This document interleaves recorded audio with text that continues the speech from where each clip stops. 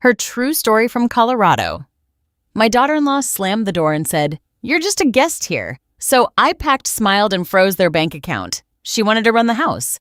I reminded her who funded it. "You're lucky we let you live here."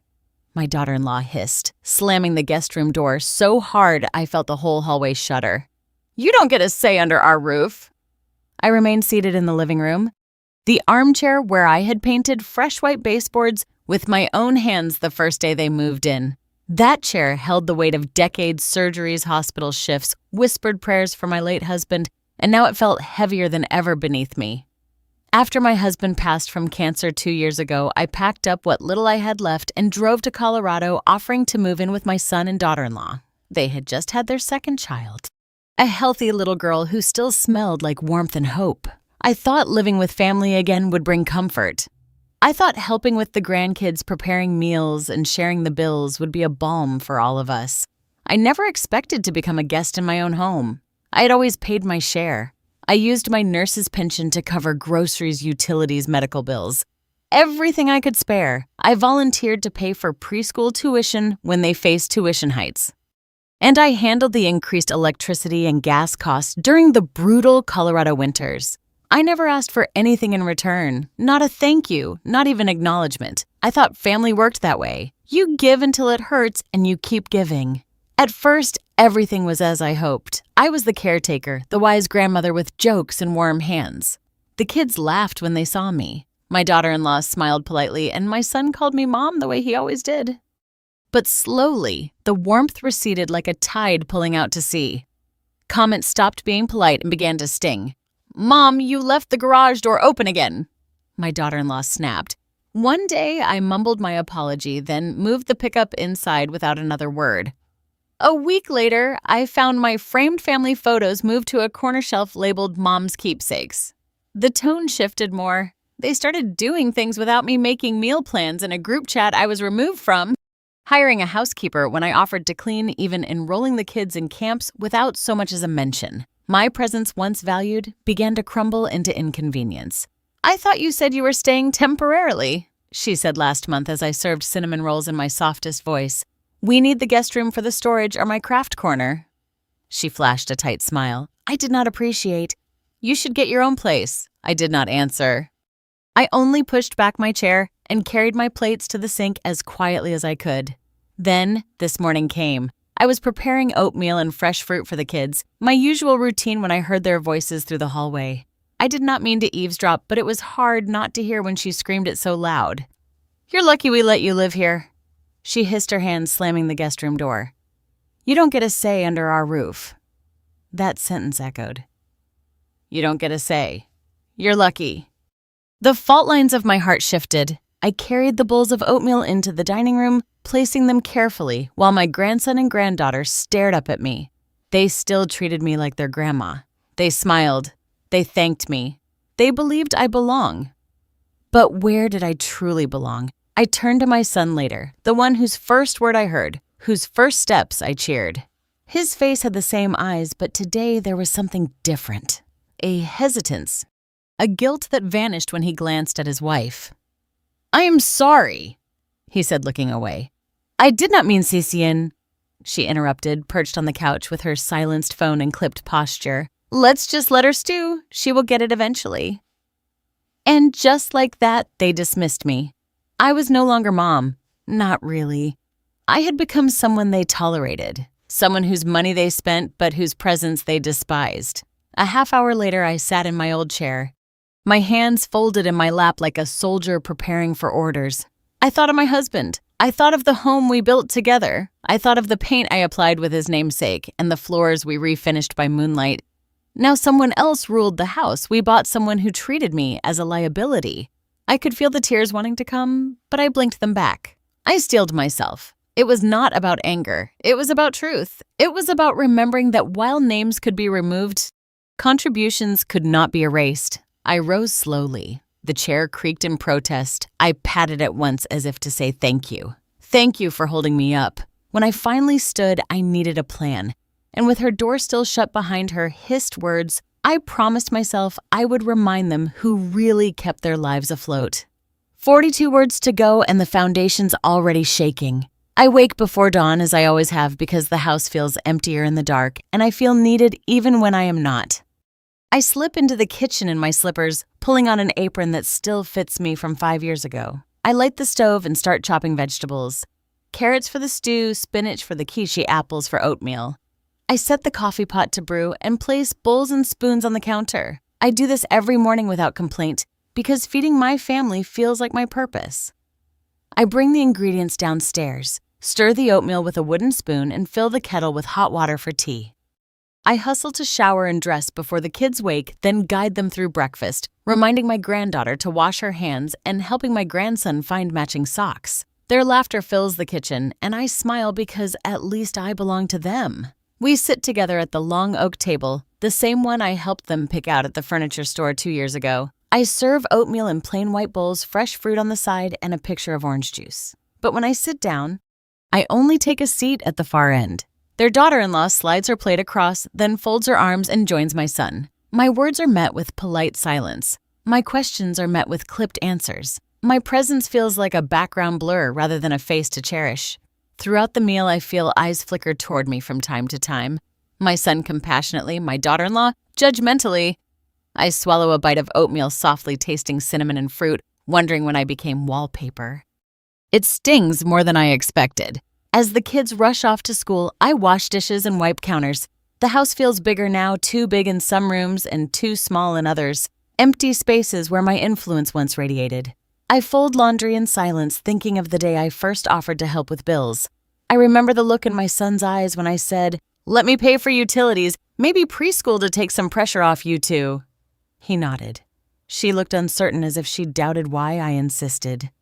I told them it was a gift from a mother who had lost her own mom too soon, who knew what it felt like to struggle. I created a trust account in my name, never mentioning it out loud, where my advanced pension checks were deposited. From there, monthly withdrawals paid for electricity, gas, groceries, and the children's preschool tuition. I believed I was building quiet security for them. I believed giving was enough to show love, but I did not realize that money can become a weapon rather than a gift. I keep the trust account statements tucked in my desk drawer. I glance at them sometimes not because I want anything back, but to remind myself of the steady flow of care I was giving. I was the one holding them together behind the scenes, keeping the home functioning. And still, I did not ask for credit. One afternoon, I overhear her say to a friend on the phone, "She's just here because she has nowhere else to go." I pretend not to hear, but something inside me tightens. She talks like I am a charity case, not a mother pouring herself out for family. I finish folding towels with shaking hands. That night, I am brave enough to bring up school lunches and registration. Neither child qualifies for the low-income reduced price anymore, and I thought she might appreciate the help. I say, "Would you like me to cover the field trip fees too?" I remember last year she cuts me off without looking up from her phone. "You don't have a vote." The words fall heavy. Maybe the heaviest word I have heard in a long time. Those words ring like a verdict. I do not belong here. I want to say so many things, like I paid for this roof so you don't get to decide who eats at this table. But I only nod. I reach for my teacup and take a slow sip, burning my tongue, conscious of the tears I will not let come. When I head upstairs, I pass the guest room door. It bears her name now again. I restored the paint on that frame. Reminded them it was a guest space, but now it feels like a cage. I pause at the top of the stairs, hand on the railing, and fight the urge to lose it. My hands feel rough and tire-worn. My back aches from bending in hospitals for decades. I think in that moment she could never stand a day of my past life. She could never handle the days I spent bleeding over paperwork, nights I spent watching dying patients. And yet she has the audacity to say, "I have no vote here." When I funded the life you have built, I hold my breath and remind myself of the promise I made this morning. I will not cry. I will not beg. I will not shrink. I will find a way to remind them I matter. I close my eyes, picture the trust statements again, the names, the approvals, the stamped receipts, and I realize I might soon have to use them because giving silently has not worked. Doing my part quietly has been twisted into them, casting me as a charity case. I realize with a slow burning pain that I'm not just holding a family together. And this morning they reminded me I had none. Maybe it is time they remembered I still have everything, including the power to begin again. I first noticed the labels on the yogurt containers for John only. Kids lunch, do not touch, do not eat mine. The Sharpie ink was still fresh like a warning freshly posted. My hands hovered above the shelves, wondering if the strawberries I washed and sliced that morning would be labeled next. I shut the fridge door slowly and leaned on the countertop, trying to process the message without reading too deeply into it. But the meaning was clear. They were drawing lines. At first, I brushed it off. Maybe it was about organization. But the next morning, I opened the fridge to find my apples had been moved to the bottom drawer and my milk replaced with almond milk I never bought. When I reached for eggs, there was a sticky note taped to the carton. Please use your own groceries. Later that day, my daughter-in-law approached me with a rehearsed tone, smiling like she was delivering good news. I think we should all start buying our own food just to be fair, she said, emphasizing the words like they were diplomacy. To be fair, I echoed, setting down the sponge I had been using to scrub their stove. Yes, she replied, folding laundry she had left on the couch for days. We all have different preferences and budgets. It just makes more sense. I said nothing. I simply nodded and wrote bread and milk on a notepad I kept tucked in my room. My room, not a shared room, not a family space, just mine, like I was a tenant in the house I helped build. The next week, the dynamic changed. I had a separate shelf in the pantry and a designated drawer in the fridge. I began marking my items too, not out of pettiness, but out of necessity, and with every label. I felt myself disappearing, inch by inch, cupboard by cupboard. Then came the text thread. I had always been part of the family group chat used mostly for coordinating soccer practices, birthdays, school pickups. I noticed I had not received any new messages for days. Curious, I asked my son if there was anything I needed to know about the kids' camp sign-up. He looked confused. I thought we talked about that last night. I stared. I wasn't there. He scrolled his phone, then paused. Oh, it must have moved to the new thread. What new thread? He looked away. The one just for the three of us. It's easier for scheduling. So now I was not even part of the family calendar. I was not a vote. I was not a voice. I was an afterthought. I overheard them making weekend plans I was never told about. I'd hear the front door open and close and look out the window to see them pulling out of the driveway with the kids dressed for something festive. Birthday parties, dinners, day trips. I was never invited. No one even bothered to lie about why. I started eating meals in the living room, not at the table anymore. I did not want to sit at a table where people whispered about my presence, where my food was separate, where my conversation felt like a door they could not wait to close. The living room used to feel like mine, too. I had picked out the curtains with my son. I had sewn the cushion covers myself when they could not afford a new couch. Now, my favorite armchair was always occupied by her throw pillows and laptop. My blanket went missing one day. Later, I found it in the dog crate. Then, one chilly afternoon, I forgot to shut the garage door. It was an honest mistake. I had brought in groceries, my own of course, and must have hit the wrong button. The groceries were heavy and my back had started to act up again. But that night, she came in fuming. "Do you realize the garage door was open all afternoon?" she snapped. "I'm sorry," I said quietly, standing near the sink. "Anyone could have walked in." "Are you trying to get us robbed?" "No, it was a mistake." "It always is with you," she snapped, voice rising. "It's always a mistake. You forget things. You slow us down. You eat our food. You crowd our space." I opened my mouth, but she raised her hand not to hit me. "God, no, but to silence me. You're just a guest here," she said through clenched teeth. "Not family." And there it was again. Guest. The word cut deeper this time. It was not frustration. It was truth as she saw it. I was not a mother-in-law, not a grandmother, not a contributor. I was a burden in her home. I did not reply. I walked into the living room, sat on the couch, and stared at the family photo on the mantel, the one where I stood behind them, hands on their shoulders, the proud matriarch. I looked at my own smile in the photo and realized it had been a long time since I saw her in the mirror. I sat there until the house went quiet, and I thought not for the first time about the account in my name. The one that fed this house, warmed it, kept the lights on. I had never wanted to use it as leverage, but maybe they needed a reminder of who really made this house a home. I spent the entire morning at the kitchen table with papers spread out before me like a battlefield map.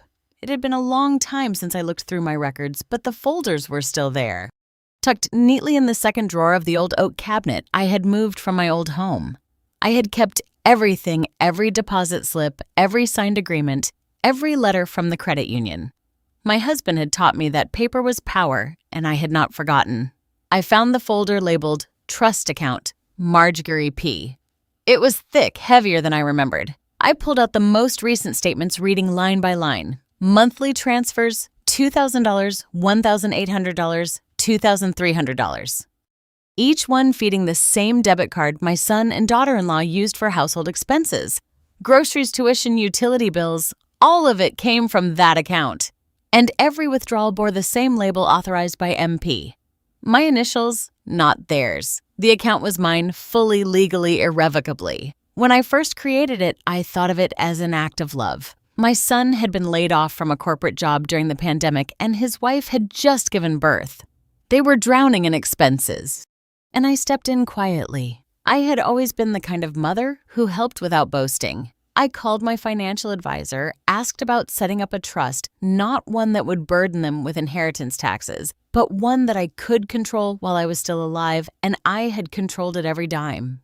I thought about all the times I'd paid their electric bill before it was even due, the times I covered summer camp registration without being asked, the times they smiled at me like I was part of something, and the hundreds of times they ate food from my funds and never once asked where it came from. They assumed it was my pension, my savings, my fading generosity. They never once considered I might have structure, that I might have a system, that I might still be sharper than they gave me credit for. I picked up the phone and dialed the advisor.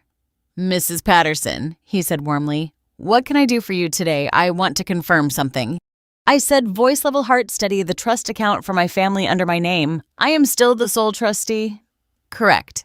Absolutely, he replied without hesitation. You are the only one who can authorize transactions. You have full control. And if I wanted to freeze it, I asked more a statement than a question. Then it freezes, he said simply. They would have no access to the funds, no transfers, no withdrawals, nothing. I paused, letting the silence sit between us. They lie on it, you know. I murmured. I know, he said softly, but you don't owe them permission to protect yourself. I looked at the most recent bank statement again, a grocery charge from Whole Foods, a tuition payment, a clothing store receipt for children's shoes, all things I had willingly provided for, all things I had quietly made possible, and all of it taken for granted. I imagined their next trip to the store, the card declining the cashier, apologizing, my daughter-in-law's eyes widening in embarrassment. My son's confusion, and in that instant, I did not feel cruelty. I felt clarity. I closed the folder. I'd like you to freeze the account, I said. He didn't ask why. He only replied, Consider it done. And just like that, I took the first step back toward myself. I didn't tell anyone. Not my son, not the kids, not the woman who had hissed through her teeth that I was just a guest. I simply smiled. That quiet kind of smile that knows something no one else does.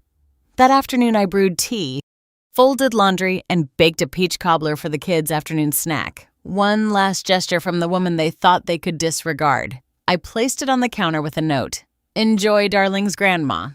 Then I went to my room, sat on the edge of the bed, and stared out the window.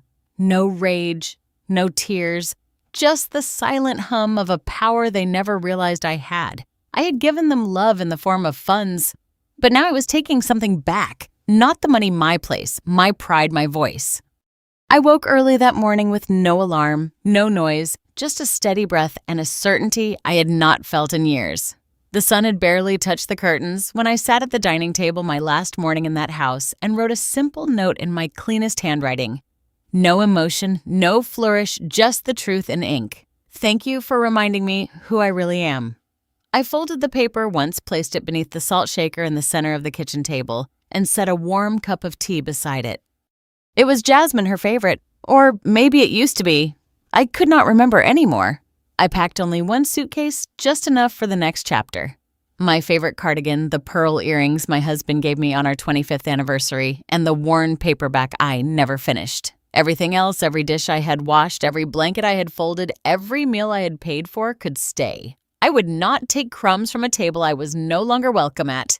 I left the house without a sound. No door slam. No, goodbye. I slid the keys into the mailbox slot and walked toward the waiting taxi. The driver asked if I needed help with my bag. I smiled and said no. It was much lighter than I expected. 2 hours later, I was unlocking the door of a one-bedroom apartment tucked in the edge of Colorado Springs with views of the hot springs just a few blocks down. A place I had quietly purchased 5 years ago with part of my inheritance not out of distrust, but out of wisdom, a just-in-case plan. I never thought I would need it, but I was glad I did. The apartment smelled of pine wood and clean floors, empty but not lonely. I opened the windows and let in the cool morning air. I sat at the table and watched the light pour across the floorboards, unbothered and free. The silence felt different here. It felt like mine. For the first time in years, I didn't hear footsteps rushing upstairs or voices behind closed doors. I didn't hear whispers about my forgetfulness or irritation when I asked to be included. I didn't feel like a ghost in someone else's house. I turned off my phone. The calls came within days. First, my son. A text. Mom, did something happen to the account? The card's not working. Then another. The school called. Tuition bounced. Can we talk? Then my daughter-in-law. Is this some kind of joke? The electric company says we're 2 weeks overdue. I didn't respond, not because I wanted revenge. Not because I enjoyed watching them flail, but because I had nothing left to say that they were ready to hear. They had made it very clear I was just a guest. Guests do not get emergency calls. Guests do not carry burdens. Guests do not hold the power to destroy or save, but I had never been a guest. I had been the quiet current beneath their comforts, the invisible spine of their stability. And when I walked out, the whole body trembled. A week after I left, they received a formal notice from the bank. No funds available. A second notice from the school. Your child's tuition payment has failed. Immediate resolution required. And finally, the utility company. Your account is now past due. Electricity services will be suspended if not paid within 48 hours. It happened faster than even I expected. Not because I wanted it to, but because they had come to rely so blindly on what I provided that they never built anything of their own. I had made it too easy, too warm, too safe. They had forgotten the hands that held it all together. So when those hands let go, they fell. I sat on my balcony that evening, a cup of warm tea in my hand, watching the sky darken over Colorado Springs. I thought of my grandchildren. I missed their laughter. I missed their sticky fingers and sleepy hugs. But I would not go back because if I did, I'd be returning not as a mother, but as an enabler. They needed to learn, and I needed to live. In the peace of that moment, I breathed deeply and smiled not out of bitterness, but out of truth. I had left quietly, but the silence I left behind was deafening. They unraveled faster than I expected. A week after I froze the trust account, the text turned frantic. My son sent message after message, each more urgent than the last. Mom, please call. We're trying to figure this out. Can you just explain what's happening? T may shut off the Wi-Fi today. Then came the emails pleading, justifying, apologizing, but I did not reply. I had spent years replying, years of accommodating, of softening my words, of shrinking to make space for people who needed my money, but not my voice. This time, I let the silence speak for me. From what I heard through friends and neighbors, the house I left behind was no longer warm. The pantry was bare. The fridge, once full of labeled containers and store-brand milk, now held only ketchup, an expired carton of eggs, and the last of the almond milk. My daughter-in-law once told me to stop drinking. She lost her job 2 weeks in. Something about too many missed deadlines and not enough childcare. My son took up temporary work mowing lawns, hauling trash, anything that paid by the hour. He used to wear a tie every day. Now he wore blisters. A neighbor I used to walk with called one morning just to talk. She said, I saw her yesterday, your daughter-in-law. She was in the driveway yelling into her phone like someone stole her whole life. I almost laughed because in a way they had stolen mine first. The kitchen that once smelled of cinnamon and morning pancakes now sat cold. The oven was rarely used. The dining table was empty. She used to slam that guest room door like punctuation on every argument. Now she left it open, hoping maybe I'd walk back through it. But I would not because I was no longer the woman in the background. No longer the free babysitter, no longer the one cooking in silence while being spoken of in whispers. I was gone completely. I had not blocked them. I had simply stepped out of reach. One rainy Tuesday afternoon, a message came through. Just 3 words. We need you. A few hours later, another, please come back, I'm sorry. And then one final voicemail, her voice shaken but trying to sound composed. Adri, I know we said some things we shouldn't have. I know we were unfair, but we need help. The kids need stability. John's working late every night, and it's hard. Please, just can we talk? I played it twice, then deleted it because something in her voice still sounded like she thought she could fix this with words. But it was not her words that built that house. It was not her effort that kept it warm. It was mine, and I was done pretending otherwise. She thought I was a guest, but I had been the foundation. And when I walked out, the whole house remembered who had kept it standing. My mornings are quieter now. Not the kind of quiet that aches, but the kind that feels like a soft exhale after holding your breath for too long.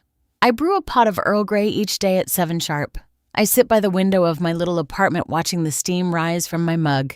And for the first time in years, no one needs anything from me. No one's asking what's for breakfast. No one's handing me a grocery list or barking a passive-aggressive thanks as they rush out the door. It is just me and peace. The days stretch gently now. I read the books I never finished, the ones that gathered dust while I was busy being useful or feeling useful. I've started writing again. Nothing serious, just letters to myself. Little reminders that I am still here and still whole. Sometimes I take walks down to the hot springs, the sound of water trickling over rocks. A simple melody reminding me that everything flows eventually, even pain. I joined a group at the local rec center, women retired, resilient, and ready. We meet twice a week for tea and discussion. Most of them are widows like me. Women who poured their lives into families only to find themselves emptied in return. We talk about grown children who forgot, husbands who took but never taught, and the strange silence that comes when you realize you're no longer needed. Not for support, not for purpose, just existence. There is something profound in our collective vulnerability, a poignant reassurance that we are not alone. A shared knowingness passes between us when our stories spiral beyond explanation, but yet demand to be heard. But we also laugh loudly with unexpected joy. Some of the ladies call me Grandma with the last laugh. I do not mind. I earned it. It took time, but goodness did I earn it. We giggle over shared memories. The bad haircut a daughter threw a tantrum over. The disastrous casserole that burned to the bottom of the pan. The husband who thought a blender could solve all problems, and how we secretly enjoyed the chaos more than we'd admit. Sometimes I help them review their wills, their savings, their legal documents hidden away in kitchen drawers and shoeboxes. I show them how to check who really owns their house to ensure their names are on the deed. I remind them to keep the original title documents in a safe place, not on a shelf gathering dust. We talk about reading the fine print about never assuming love will automatically protect you when illness, death, or greed knock at the door. I let them cry, and I hold their hands through the realization that betrayal can be clothed in familiarity. One woman cried when she realized her son had forged her signature to refinance her house.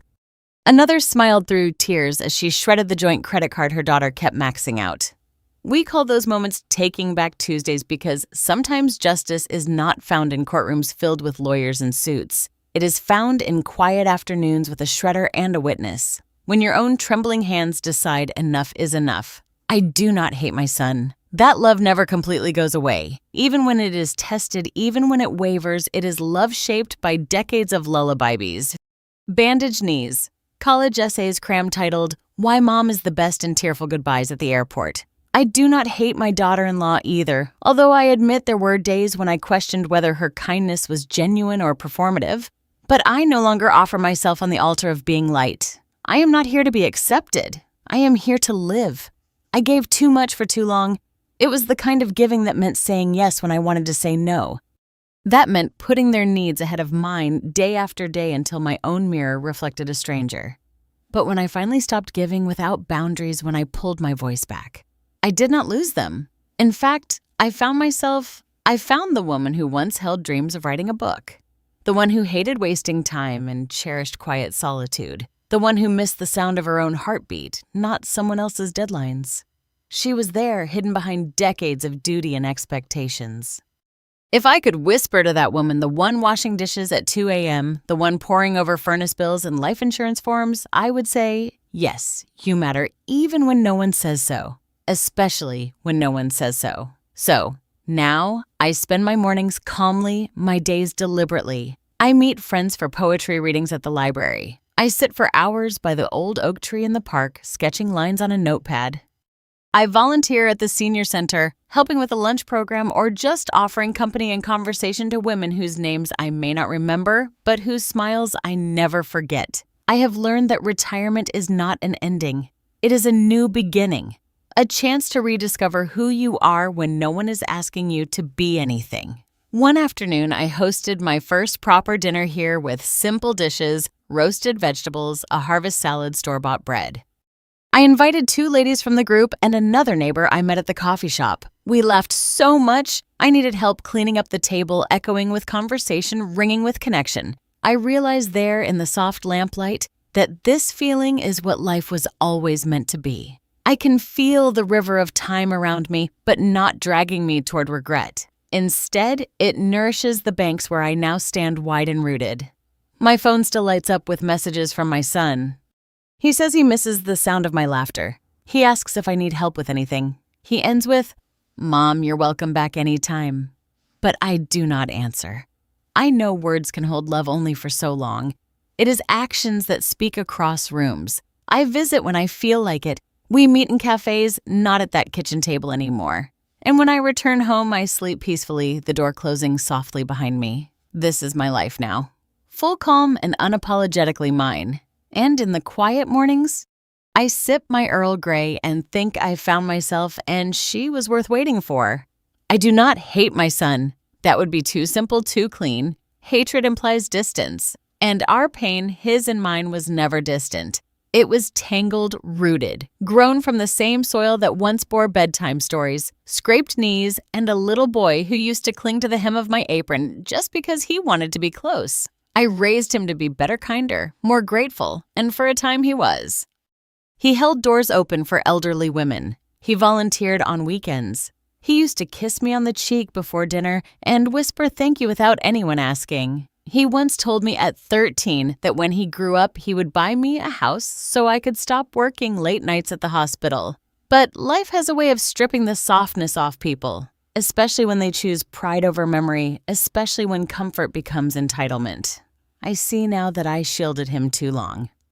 I protected him from the weight of responsibility, thinking I was loving him, but in doing so, I let it crush me instead. And still, I do not hate him. I just will not rescue him anymore.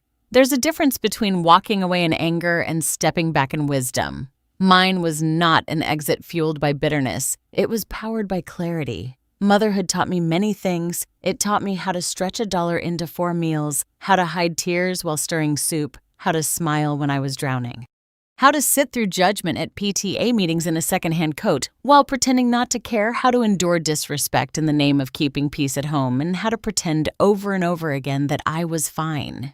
But the most important thing motherhood taught me, when to let go. Because when your hands are always holding someone else up, you forget what standing feels like. You bend so often you forget you were ever upright. To the women who might hear this someday, the mothers, the grandmothers, the wives, the caregivers, this is for you. Do not let them turn you into a stranger in the house you helped build. Do not let their comfort become your prison. Do not give and give and give until you vanish into the walls, nothing more than a whisper at the edge of their busy lives. Keep your name on the deed. Keep your name on your dignity. And when they start calling you bitter or difficult or dramatic, remember they only say that when you stop handing them everything. They will call you selfish the moment you stop being selfless for their convenience.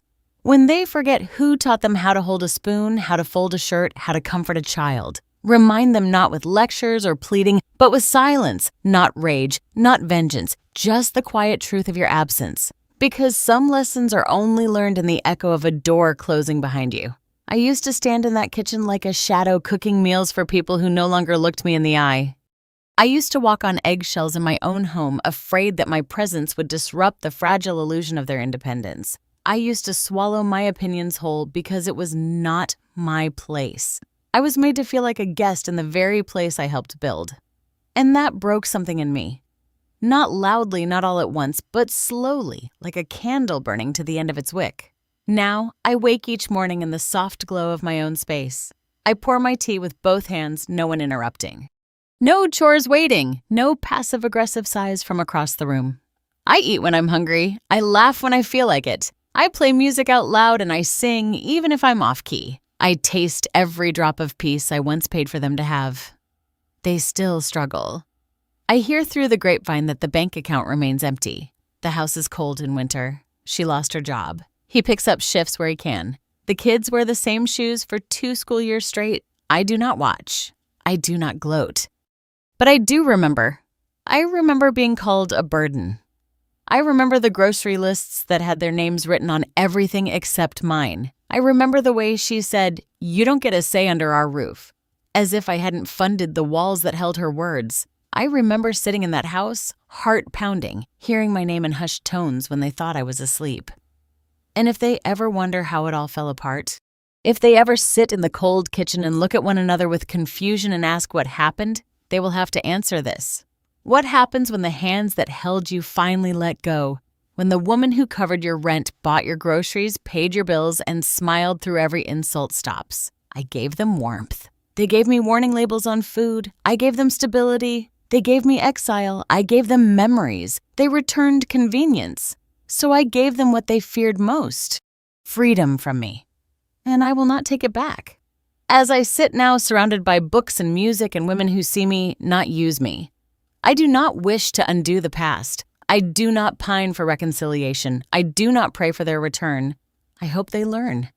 And if they never do, then I hope they at least understand what it means to lose someone who never asked for much, only respect. Because at the end of it all, that's what this story has always been about.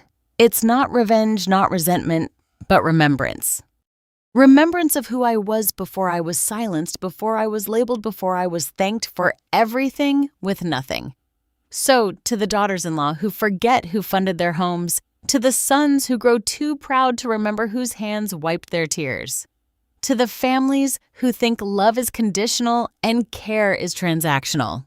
Let me say it plainly. My daughter-in-law called me a guest, but today I own peace and she's just paying rent to survive. Thank you for sitting with me through this story. If you felt a spark of recognition, if a part of you whispered, "That could have been me," then remember this. We are many mothers, grandmothers, women whose silence once filled every room and whose strength now fills every word. We do not shout, we remember, we reclaim. We remind the world what happens when the quietest woman finally speaks. If you believe in justice told slowly and truth that cannot be erased, subscribe to. Join us for more real stories from women who were never just guests, but the foundation all along. Because when a grandma speaks, the world doesn't just listen, it changes.